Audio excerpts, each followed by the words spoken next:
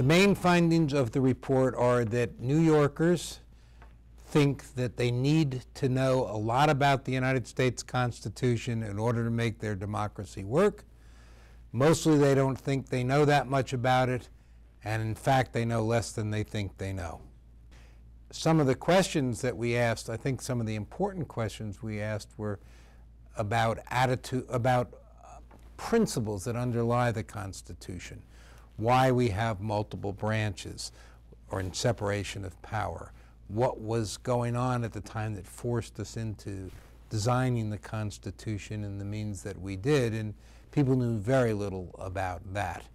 Then we also asked some questions about powers of the various branches of government, and there it was really disturbing. So for example, 60-some% of New Yorkers thought that the president has the power to declare war, which he categorically does not.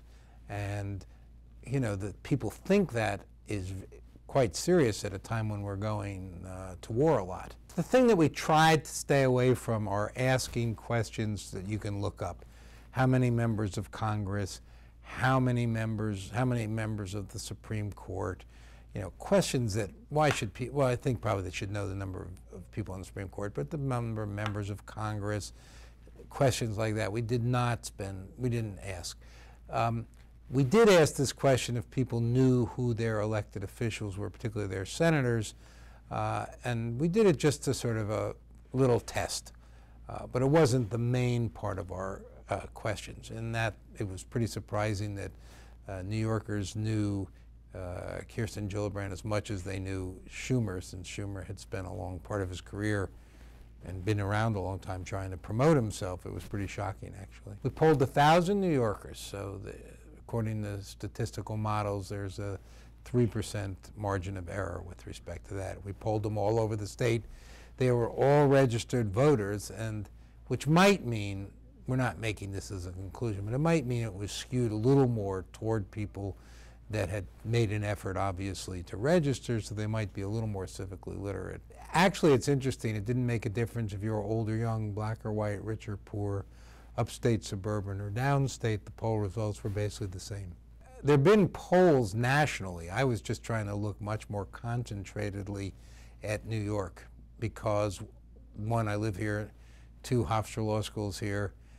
Thirdly, though, education policy to a large extent is still state responsibility. So I want to see how New York is doing, how New York's school system is doing. The state of New York requires emphasis on civic education.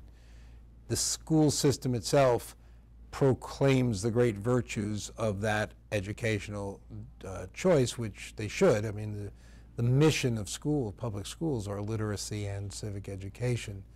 But the performance of the school has slipped dramatically over the last 40 or 50 years, and now is being almost totally eclipsed by the attention paid to science, math, etc. I'm not complaining. I think that's an important attention, but giving up on civic literacy is giving up on the basic message, meaning and mission of schools, and very, very bad for the democracy.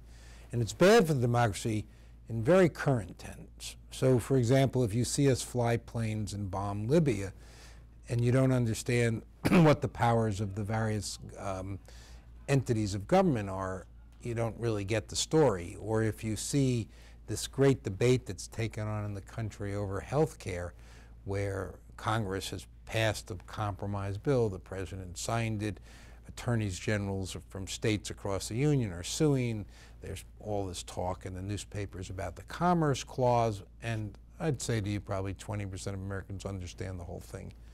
So we're having a media that's telling a story that almost nobody gets.